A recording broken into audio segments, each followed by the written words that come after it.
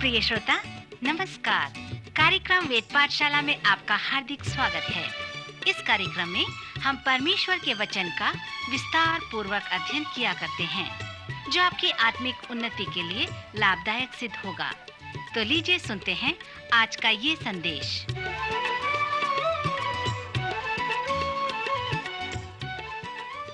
नमस्कार श्रोता मित्र, वेद पाठशाला की अगली कक्षा में आपका स्वागत है। यह कक्षा हमारे सर्वेक्षण के विषय का एक भाग है, जो पवित्र शास्त्र के प्रत्येक पुस्तकों का परिचय देता है। हाल ही में हमने पौलुस द्वारा लिखी तीमुथियुस के पहली पत्री का सर्वेक्षण समाप्त किया था। पौलुस द्वारा लिखी तीमुथियुस और तीतुस की पत्री पास्तरी पत्री कहलाती है, क्योंकि ये पत्रियां पास्तरों को लिखे गए हैं। वे इन पास्टरों से कहते हैं कि कैसे वे इफिसुस और क्रेत की कलीसिया में पास्टरी सेवा करें। मित्र, इस चरण में हम पौलुस के द्वारा तीमुथियुस को लिखे पहली पत्री का समापन करेंगे। इस तरह से पौलुस इस पहली पत्री का समापन करता है। वो कहता है, जो प्राचीन अच्छा प्रबंध करते हैं, विशेष करके वे जो वचन सुनाने और सिखाने में परिश्रम करते हैं, दो गुने आदर के योग्य समझे जाएं, क्योंकि पवित्र शास्त्र कहता है कि दाने वाले बैल का मुंह न बांधना, क्योंकि मजदूर अपनी मजदूरी का हकदार है।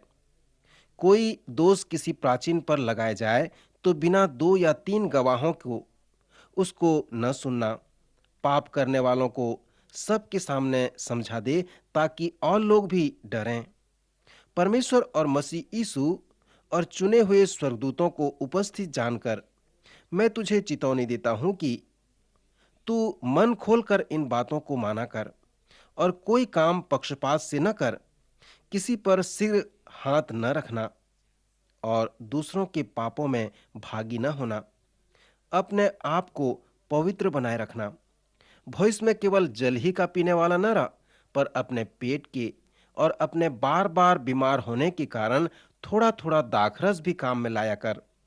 कितने मनुष्य के पाप प्रकट हो जाते हैं और न्याय के लिए पहले से पहुंच जाते हैं, परंतु कितनों के पीछे से आते हैं। वैसे ही कितने भले काम भी प्रकट होते हैं, और जो ऐसे नहीं होते वे भी छिप नहीं सकते।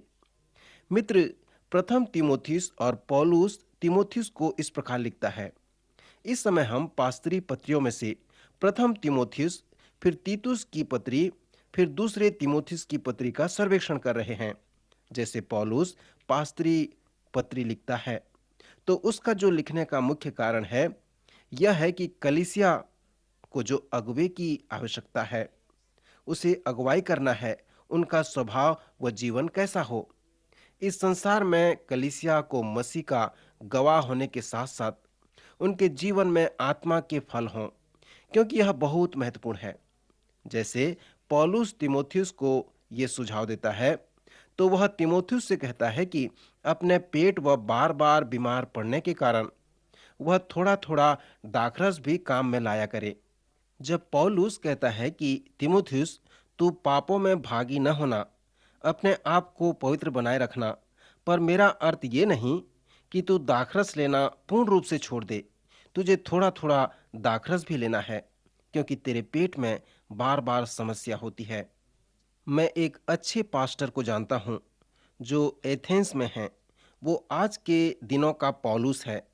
एथेंस में उसके पास एक बड़ी कलीसिया है और आसपास लगभग 75 कलीसिया संपूर्ण ग्रीस में हैं। जब एक अमेरिकन पास्टर उसके पास कुछ सप्ताह समय बिताने आया, तब उसने ये देखा कि उस पास्टर ने कुछ अधिक दाखरस लिया है। यहूदी संस्कृति में वे पानी के जैसे दाखरस पीते हैं। वो पास्टर उसे देखता रहा। सप्ताह के अंत में उस पास्टर ने अमेरिकन पास्टर से पूछा, भाई, क्या मेरे दाखरस पीने से आपको कोई परेशानी हुई? क्या यह आपके लिए रुकावट का कारण बना? उस अमेरिकन पास्टर ने उत्तर दिया, अरे नहीं भाई, क्या आप नहीं जानते कि पौलुस ने तीमुथियुस को थोड़ा थोड़ा दाखरस लेने के लिए भी कहा है? क्योंकि वह एक यहूदी था, सो वह इस बात को अच्छी तरह से जानता था। सो उसने कहा, अरे पौलुस ने उसे इसलिए ऐसा कहा क्योंकि वह बीमार था, पर यदि वो अच्छा होता तो कहता जितना अधिक चाहता है उतना दाखरस ले ले। सो उस पास्टर के संस्कृति में मैं दाखरस पीना कोई समस्या का कारण नहीं समझता था। परंतु मित्र, 5वें अध्याय का यह अनुच्छेद बहुत ही महत्वपूर्ण है, क्योंकि यहाँ पर प्राचीनों के स्तर के विषय में वर्णन किया गया है जिसे वे अपने जीवन में बनाए रखें। क्योंकि प्राचीनों का कार्य सामाजिक है, सो उनके पापों को सबके सामने बताए जाएं ताकि और लोग परमेश्वर से डरें। फिर पौलुस तीमुथियुस को दास के विषय में कुछ व्यवहारिक सुझाव देता है। पौलुस कहता है, जितने दास जुए के नीचे हैं वे अपने अपने स्वामी को बड़े आदर के योग्य जानें, ताकि परमेश्वर के नाम और उपदेश की निंदा न हो। फिर पौलुस तीमुथियुस से कहता है कि वह दासों को चेतावनी दे कि वे स्वामियों की ऐसी सेवा करें जैसे वे मसीह की सेवा कर रहे हैं। जब कोई मसीही विश्वासी किसी दास को रखे तो वह अपने पास्टर को बुलाकर उन दासों को वचन बताए, उन्हें उपदेश करे और समझाता रहे। ऐसे अनेक पद हैं जो इफिसियों, कुलुसियों और इस तरह पास्त्री पत्री में भी पाए जाते हैं। सो दासों के विषय में हम पढ़ते हैं कि उन्हें ऐसे दास होने चाहिए, उन्हें अपने स्वामी की ऐसी सेवा करनी चाहिए जैसे कि वे प्रभु की सेवा कर रहे हैं। जब हम फिलेमोन की पहली पत्री में आएंगे तो हम देखेंगे कि जिस दास का जीवन परिवर्तित हो गया है वह दास नहीं वरन भाई कहलाता है। फिर पहला तीमुथियुस के 6वें अध्याय में भक्ति की कमाई के विषय में एक लेखांश है। पौलुस तीमुथियुस से चेतावनी देता है, कुछ लोग विश्वास करते हैं कि भक्ति कमाई का द्वार है। हम इस एक लेखांश पर पूरा चरण समाप्त कर लेंगे। हमारे संस्कृति में ऐसा मत है कि उनके कमाई पर उनका महत्व है। जब से बच्चा स्कूल जाने लगता है तब से उस बच्चे को यह सिखाया जाता है कि वह अपने लक्ष्य को पूरा करे। हमारा लड़का एक बार बीमार पड़ जाने के कारण अपने क्लास में फेल हो गया। फिर जब वह चिंतित था तो अपने लक्ष्य को पाने के लिए रात दिन पढ़ाई किया और पास हो गया। मैं अनेक अच्छे व्यापारियों से मिला जो आज भी उस प्रश्न का सामना करते हैं कि क्या मालिकत्व या स्वामी होना उनकी योग्यता पर आधारित है। जब उनका दुर्घटना होता है, उन्हें आघात पहुंचता है और जब वे लक्ष्य को प्राप्त नहीं कर पाते तो तब वे क्या करते हैं? क्या वे ऐसे समय में अपना मालिकत्व छोड़ देते हैं? पौलुस तीमुथियुस से कहता है कि कितने ऐसे हैं जो कहते हैं कि भक्ति कमाई का द्वार है, परंतु संतोष सहित भक्ति बड़ी कमाई है। अनेक लोग हैं जो आपस में कहेंगे कि वे उपाधि प्राप्त किए हुए हैं, अपने लक्ष्य को पूरा किए और इसके आधार पे वे कार्य करने लगेंगे, परंतु उससे उन्हें संतोष नहीं मिला, संतुष्टि नहीं मिली और आनंद नहीं मिला। लोग कहेंगे कि उन्होंने धन को प्राप्त किया, रुपया प्राप्त किया तो उन्हें शक्ति मिली, उन्हें बल मिला, सब प्रकार की वस्तुएं मिली, परंतु उसे पाने के बाद भी उन्हें आनंद नहीं मिला। मैं सोचता हूं कि लोग कुछ इस प्रकार से सुनना पसंद करेंगे कि संतोष सहित भक्ति बड़ी कमाई है। फिर पौलुस इस प्रकार कहता है, क्योंकि न हम जगत में कुछ लाए हैं और न कुछ ले जा सकते हैं, और यदि हमारे पास खाने और पहनने को होए तो इन्हीं पर संतोष करना चाहिए। क्या यह आश्चर्य वाली बात नहीं है? यह आपको कितना संतोष देगा। हमारे कल्याण संस्था में बताया गया है कि रोटी, कपड़ा और मकान, परंतु यहाँ पर पौलुस मकान को भी नहीं लाता। यदि आपके पास भोजन नहीं होगा और आप भोजन नहीं करेंगे तो आप मर जाएंगे। यदि आपके पास वस्त्र नहीं होगा तो लोग आपको बंदी बना लेंगे। सो पौलुस इसलिए इन दोनों बातों पर जोर देकर कहता है कि यदि हमारे पास खाने व पहनने को है तो इन्हीं पर संतोष करना चाहिए। पर जो धनी होना चाहते हैं वे ऐसी परीक्षा और फंदे और बेहतरे व्यर्थ और हानिकारक लालसाओं में फंसते हैं जो मनुष्यों को बिगाड़ देती है और विनाश के समुद्र में डुबा देती है, क्योंकि रुपया का लोभ सब प्रकार की बुराइयों की जड़ है, जिसे प्राप्त करने का प्रयत्न करते हुए कितनों ने विश्वास से भटककर अपने आप को नाना प्रकार के दुखों से छलनी बना लिया है। पर हे परमेश्वर के जन, तू इन सब बातों से भाग और धर्म, भक्ति, विश्वास, प्रेम, धीरज और नम्रता का पीछा कर। क्या यह बूढ़े पौलुस द्वारा उस जवान पास्टर तिमोथियुस को कहा गया रोचक वृतांत नहीं है? पौलुस चाहता था कि तिमोथियुस उन सारे भौतिक वस्तुओं से अपना मन फेर ले जिस पर लोग ये विश्वास करते हैं कि उनके द्वारा उन्हें संतोष मिलेगा, परंतु वो लोगों के जीवन में संतोष को लेकर नहीं आता।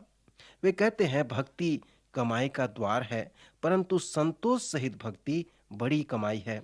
सो तू भौतिक वस्तुओं पर मन न लगा, उससे संतोष नहीं मिलेगा, परंतु तुझे जो करना है जिससे तू अनंत जीवन को प्राप्त करेगा, वह इस प्रकार है कि तू धर्म, भक्ति, विश्वास, प्रेम, धीरज और नम्रता का पीछा कर। इससे तू अनंत जीवन को प्राप्त करने पाएगा। फिर पौलुस धनवानों के लिए तिमोथियुस को कुछ आदेश देकर कहता है, इस संसार के धनवानों को आज्ञा दे कि वे अभिमानी न हों और चंचल धन पर आशा न रखें, परंतु परमेश्वर पर जो हमारे सुख के लिए सब कुछ बहुतायत से देता है, और वे भलाई करें और भले कामों में धनी बने और उदार और सहायता देने में तत्पर हों और आगे के लिए एक अच्छी नेव डाल रखें कि सत्य जीवन को वश में कर लें। श्रोता, पवित्र शास्त्र ये नहीं कहता कि धनी होना गलत है या पाप है।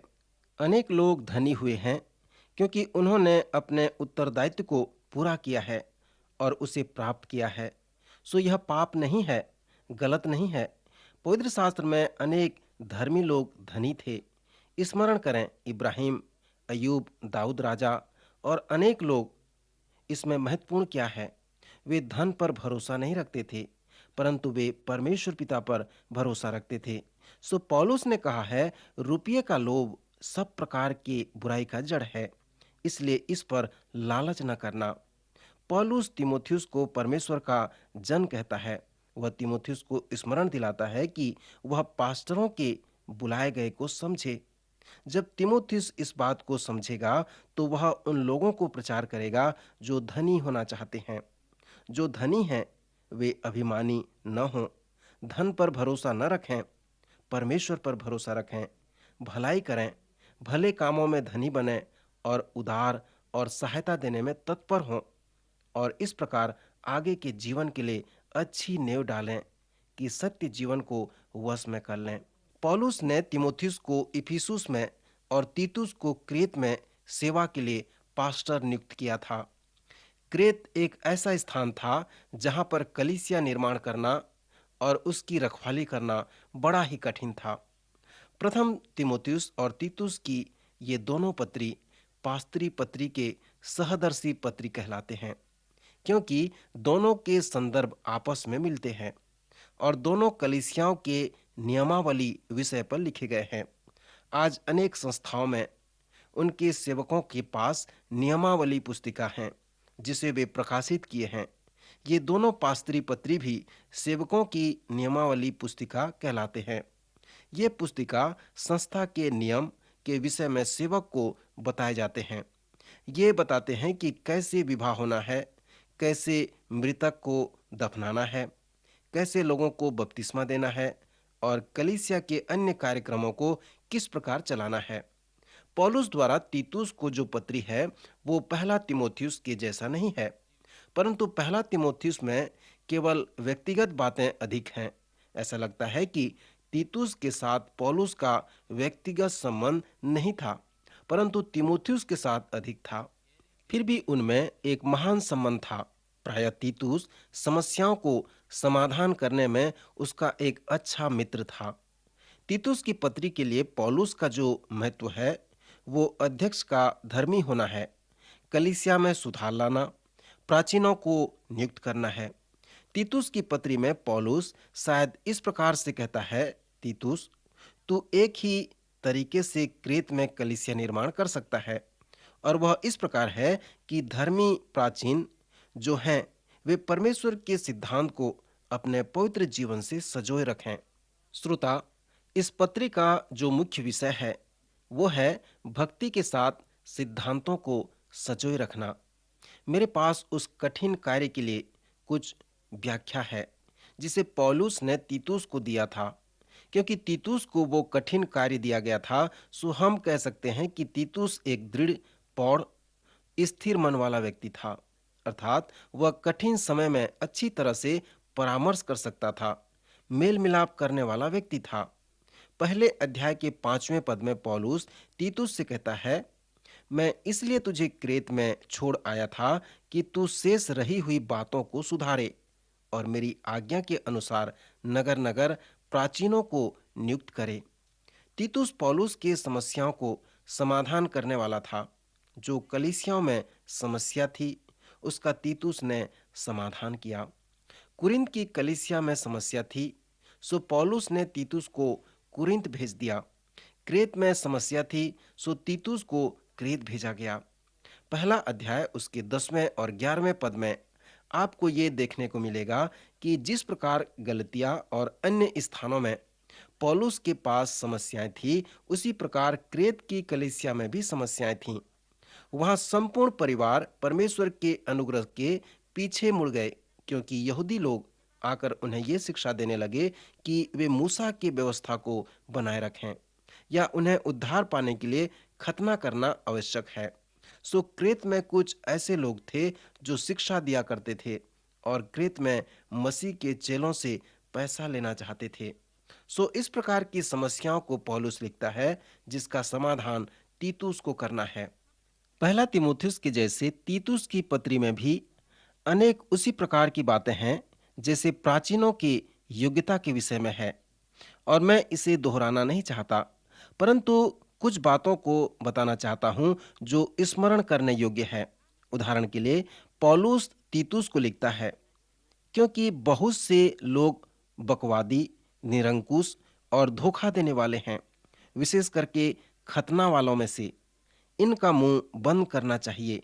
ये लोग नीच कमाई के लिए अनुचित बातें सीखकर घर के घर बिगाड़ देते हैं।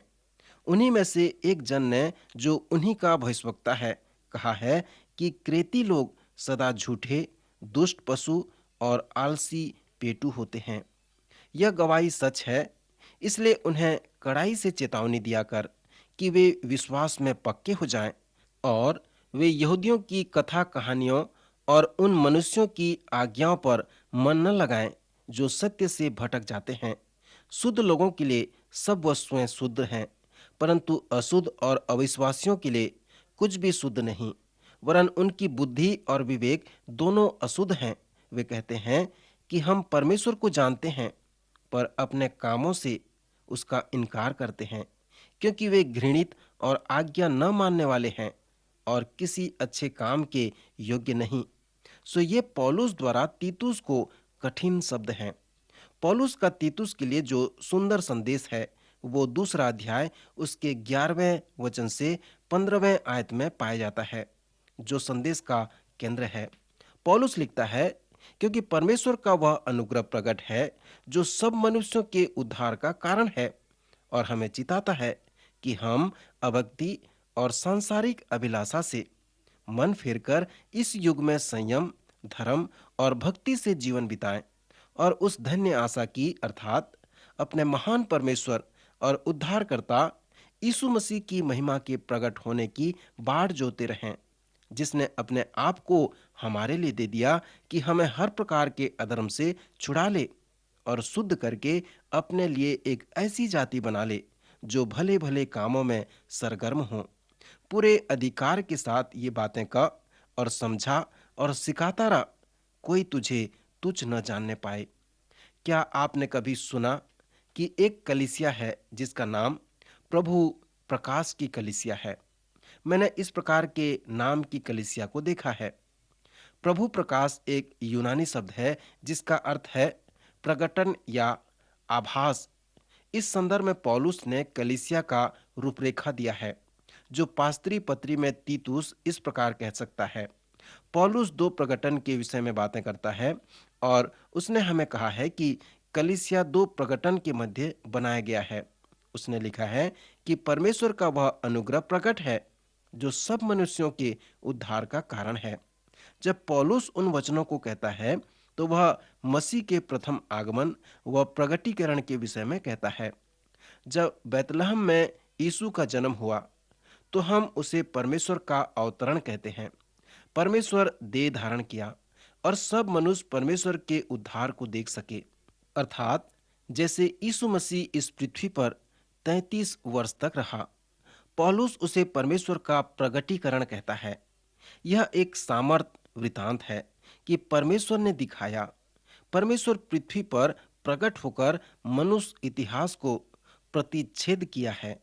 सो पौलुस हमसे कहता है कि परमेश्वर का वह अनुग्रह प्रकट है और हमें सिखाता है। जब हम परमेश्वर के दूसरे प्रगटीकरण को देखते हैं तो हम इस युग में हम संयम, धर्म व भक्ति के साथ जीवन बिताएं, अर्थात उद्धारकर्ता यीशु मसीह की महिमा में प्रकट होने और उसके दूसरे आगमन की बाट जोते रहें।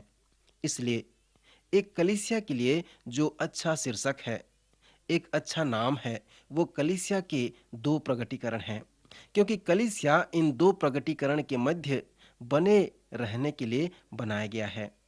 परमेश्वर का अनुग्रह जो हमारे उद्धार को लेकर आया तब प्रकट हुआ जब यीशु मसीह आया। सो यह पहला प्रगटीकरण है।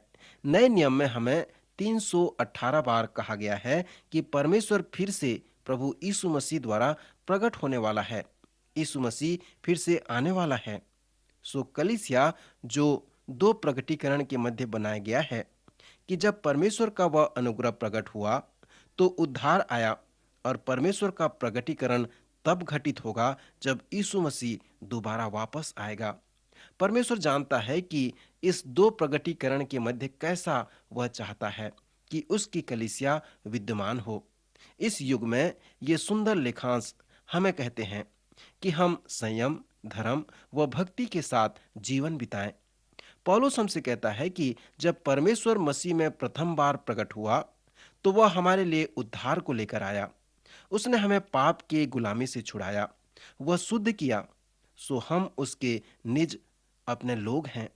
उसकी कलीसिया उसके निज व विशेष लोग होंगे। दूसरे शब्दों में कहें तो हम इस प्रकार के विशेष लोग होंगे जैसे वह है। आप कह सकते हैं कि मैंने क्यों पौलुस द्वारा तीतुस की पत्री को इस प्रकार शीर्षक दिया कि कलीसिया के दो प्रगटीकरण। अब मैं एक और सुंदर शीर्षक इस पत्री के लिए देकर समाप्त करूंगा। यह शीर्षक कैसा है, अर्थात कलीसिया के लिए तीन प्रगटीकरण। मसीह के प्रथम प्रगटीकरण के मध्य उद्धार आया, और जब मसीह दोबारा आएगा तब वो प्रकट होगा। फिर एक और प्रगटीकरण मेरे व आपके द्वारा है जो उसके निज लोग हैं। सर्वशक्तिमान परमेश्वर के प्रबंध के अनुसार परमेश्वर ने तीन प्रगटीकरण बनाया है। उसने मुझे व आपको चुना है कि हम उसका कार्य करें। हम उसके राजदूत हैं, उसकी ओर से भेजे गए हैं। हम संसार के लिए यीशु के बराबर हैं। हम विशेष लोग हैं। पौलुस तीतुस की पत्री में कहता है कि विशेष लोग मसीह की कलीसिया, मसीह के उस सिद्धांत को स्वीकार करें और उसे पवित्र व धार्मिकता जीवन के साथ स्वीकार करें। जो विषय है कि परमेश्वर प्रकट है, वह प्रकट होने वाला है और वह प्रतिदिन प्रकट होना चाहता है, और प्रतिदिन मेरे व आपके जीवन के द्वारा प्रकट होना चाहता है। उसके विशेष व निजी लोगों के द्वारा प्रकट होना चाहता है।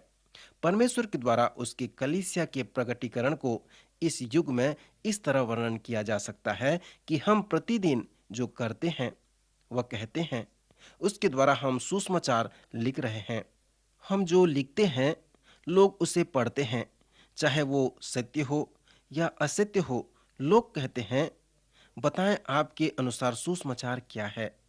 सो यही वो सुसमाचार है जो तीन प्रगटीकरण द्वारा प्रचार किया जाता है, अर्थात परमेश्वर का प्रगटीकरण मसीह में नहीं, जब वह उद्धार के साथ आया, और जब वह दोबारा आएगा तब नहीं, परंतु जब वह आप और मेरे द्वारा, उसके निजी लोगों द्वारा इस पृथ्वी पर प्रकट होगा। सो ये तीन प्रकार के प्रगटीकरण हैं जिसको हम तीतुस की पत्री में देख सकते हैं। अगले बातों को हम अगले कार्यक्रम में देखेंगे।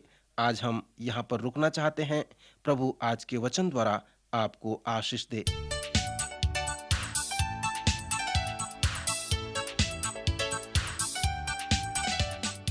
आज का कार्यक्रम सुनने के लिए हम आपको धन्यवाद देते हैं। श्रोताओ, आत्मिक विषय से संबंधित कोई सवाल आपके मन में है तो आप अपने सवालों का जवाब इस पते पर प्राप्त कर सकते हैं। हमारा पता है कार्यक्रम Ved Pathshala, radio Vishwavani, post box number 317, Lucknow 226001, Uttar Pradesh. पता एक बार फिर सुन लीजिए। कार्यक्रम Ved Pathshala, radio Vishwavani, post box number 317, Lucknow 226001, Uttar Pradesh. और हाँ श्रोता, आप हमसे ईमेल के द्वारा भी संपर्क कर सकते हैं।